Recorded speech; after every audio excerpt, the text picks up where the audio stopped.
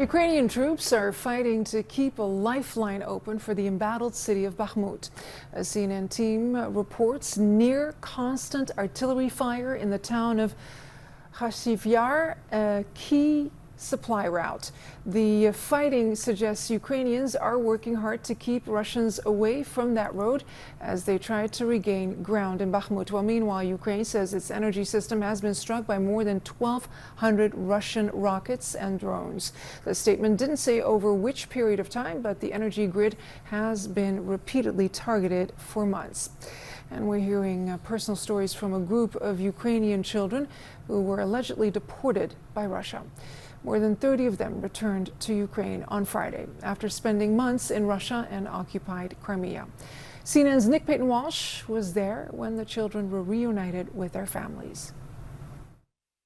Jubilant scenes in Kiev as a Ukrainian NGO Save Ukraine returned home a number of children who'd gone through hellish months and a very circuitous route out of occupied parts of Ukraine held by Russia, back through Russia proper itself and Belarus into Ukraine itself. Some of these children accompanied out on a rescue mission by their own parents. Some of these children guided out by the parents of other children who had the power of attorney from their own families to bring them back to Ukraine proper. We spoke to one mother and son, Irina and Bogdan, from Kherson, one of the first parts of Ukraine to be occupied by Russia, and she recalled how horrified she'd been struggling to get through to her 13-year-old son, finally reaching a teacher despite the appalling phone connections. Here's what they had to say.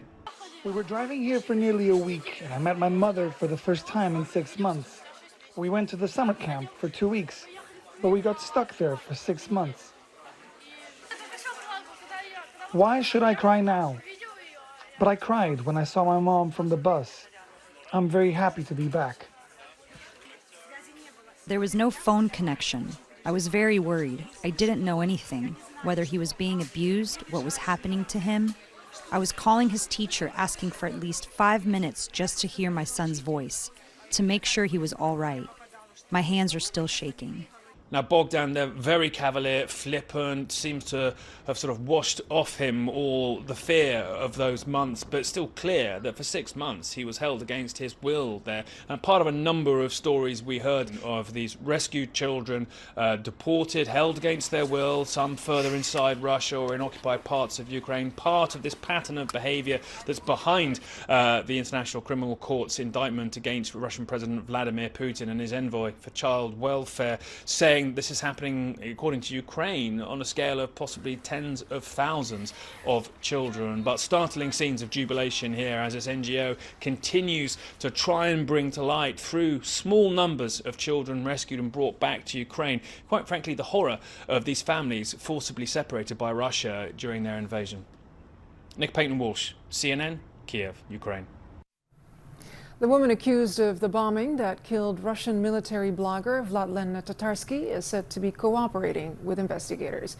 That's according to Russian state media. Daria Trepova was charged with terrorism offenses in connection with Tatarsky's killing and put under arrest through at least June 2nd. Trepova faces up to 20 years in prison. Her husband told an independent Russian media organization he thinks his wife was framed.